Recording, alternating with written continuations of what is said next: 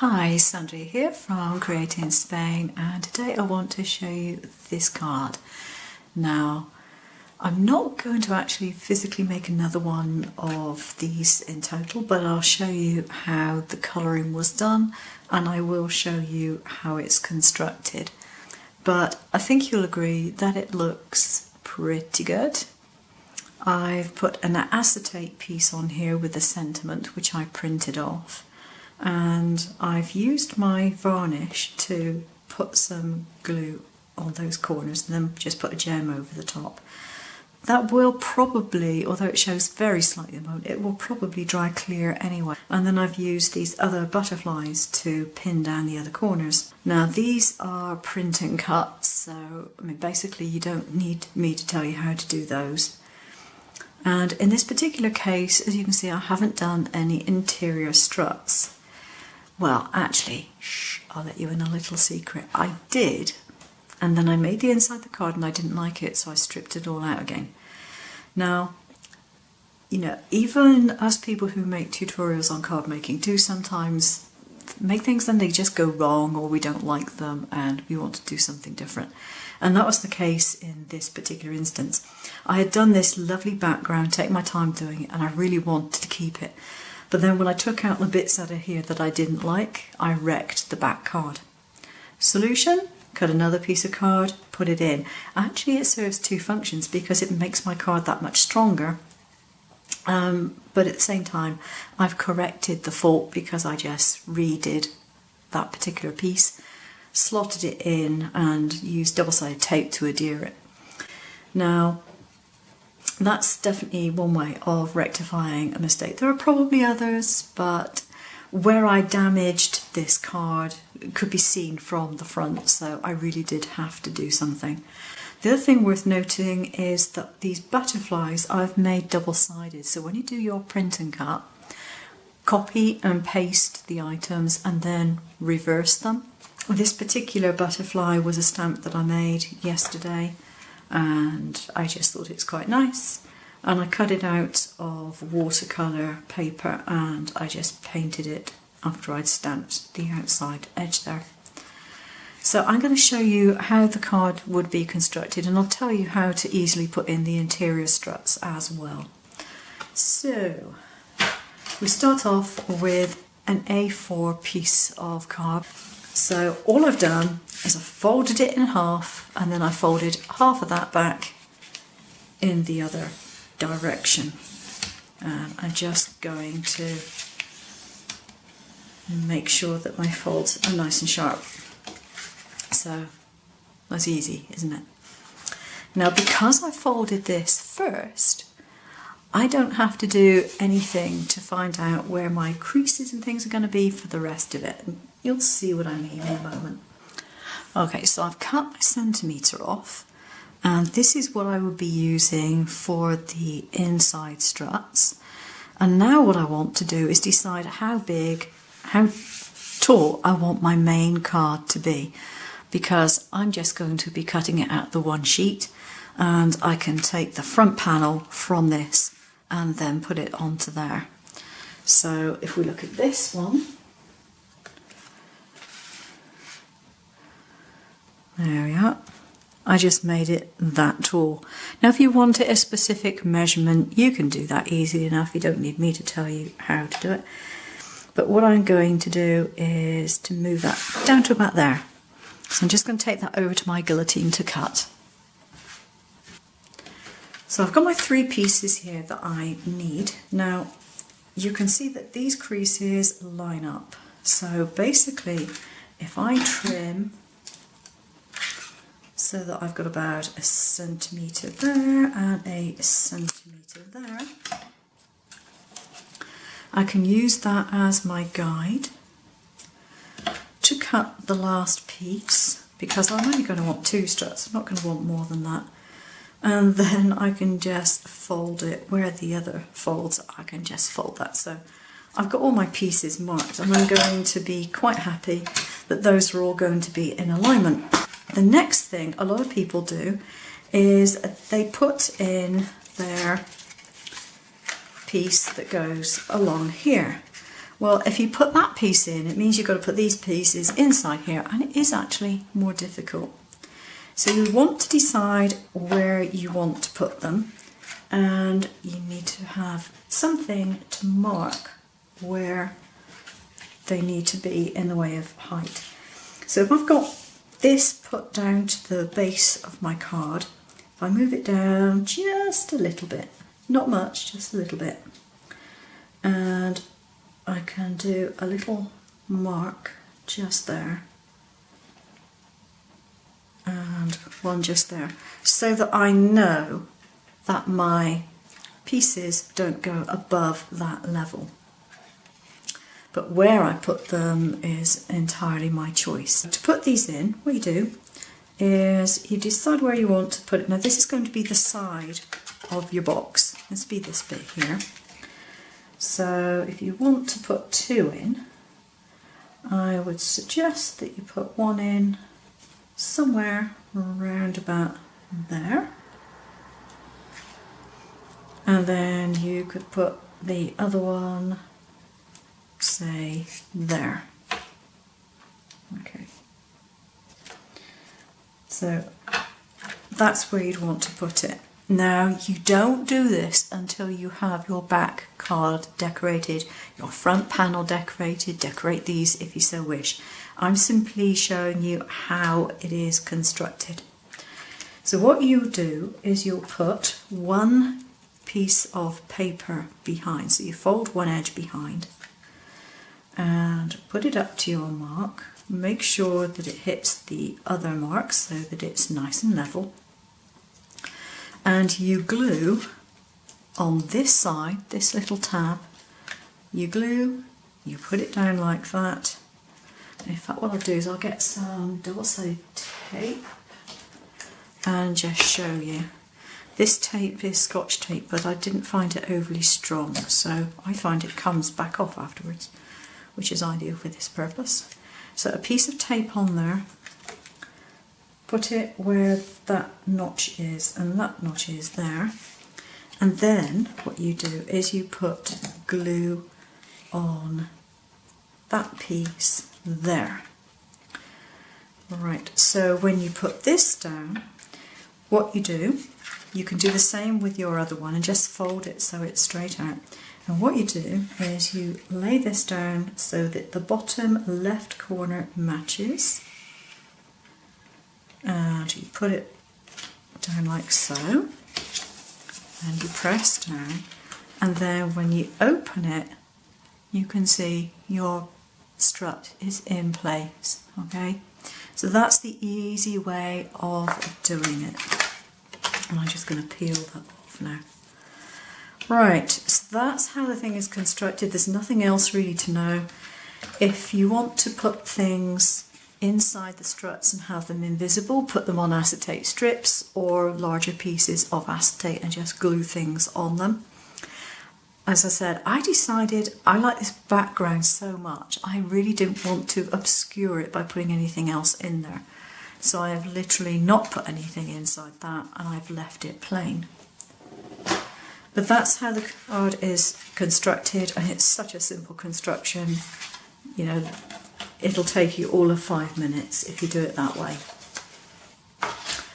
Right, now what I want to do is to show you how I did the colouring on here. Let's take that piece of tape off. Now, what I did was I used just normal ink pads. These are Memento ones, they're just normal ink pads, nothing fancy about them. I use one of these blenders, Tim Holtz blenders, which I find are great. And I use glycerin with my ink pads to give me a little bit better blending, because if you try doing it without any glycerin, it's not going to blend easily. So I'll show you on this piece of card how I did the effects with the tree looking sort of landscapey type thing and the rather ethereal effect that you get.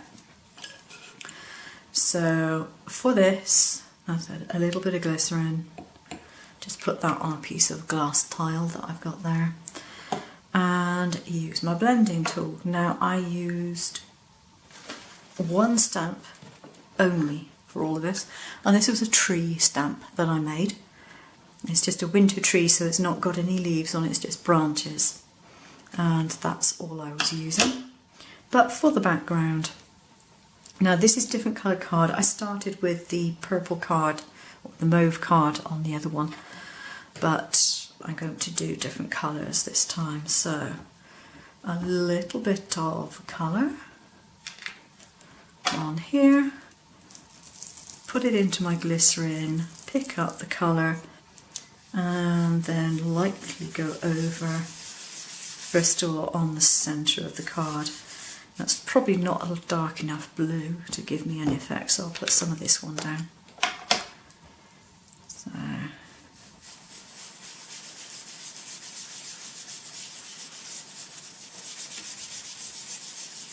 we go. And then I'm going to go for a teal, I think.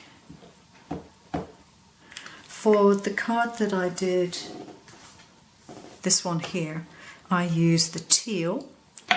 I used rosebud, I used lilac roses, and sweet plum and elderberry.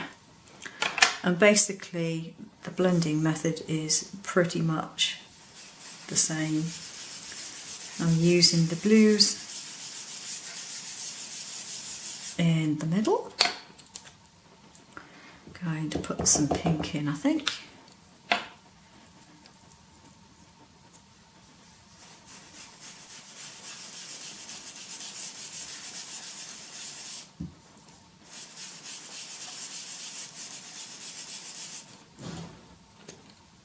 A bit more pink. I'm going to put some pink on this side as well, I think. Why not? And then I'm going to go for the sweet plum, which is going to darken the edges considerably. Now you can use whatever colours you feel like using, you don't have to stick to these colours at all. It just depends on the design that you want. Put a little bit more glycerin down. There we go. A bit more glycerin and pick up the colour.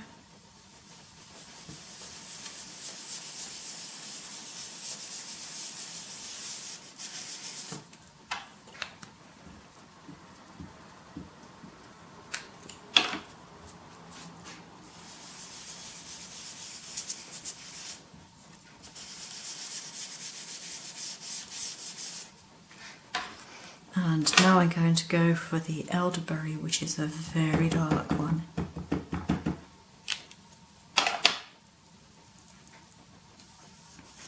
And that's really going to darken the edges.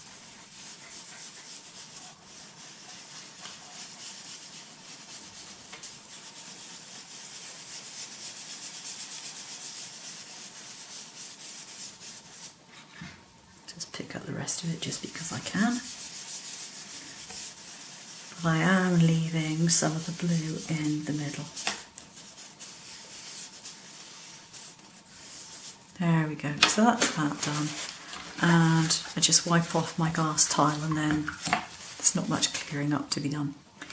Now, the important thing is to make sure this is dried off a little bit before you do anything else. So I'm just going to dry this off with my heat gun.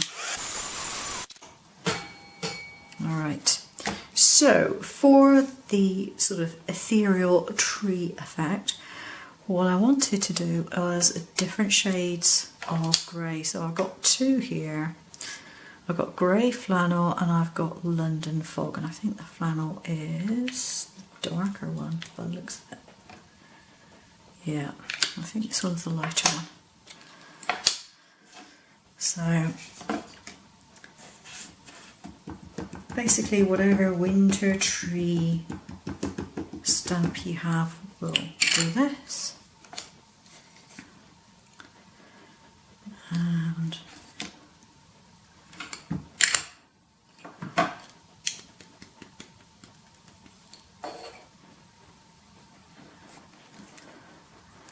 It's just okay. I should have actually put something underneath here because my stamp is ever so slightly uneven, but this is demonstration only, so I'm not going to worry about it too much.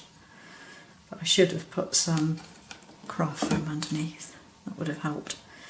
Right, so that's one lot. Do some which are slightly darker.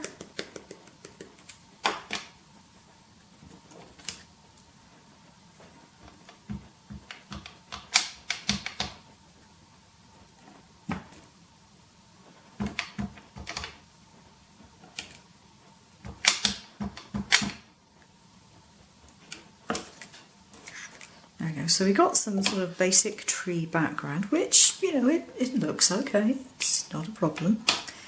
I'm just going to wipe that just a little bit. Now, here comes the magic bit. I have two powders here, and as it happens I'm going to be using this one, but they are both the same type of thing.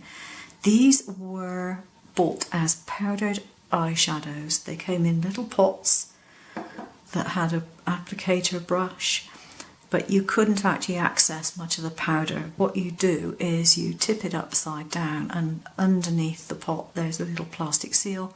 Take that off, and I decanted it into a container. And this one I think was something like oyster or seashell or something to that effect. You can't really see much of a colour in there, it looks white, but it's a beautiful pearlescent finish. So all I need now is my Versamark, and tap some Versamark on there.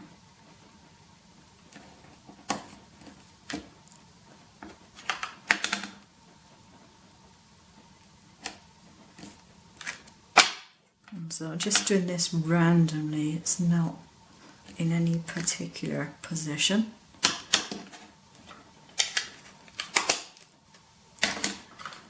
And then you take the powder and you try and work out where your trees are that you just stamped, and you tap the powder on.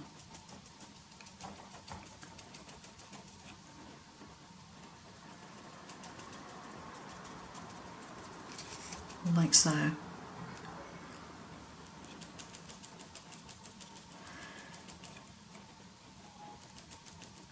Now these pots of eyeshadow cost me €2 each, and if I was going to get some powdered pigment of the artist or craft variety,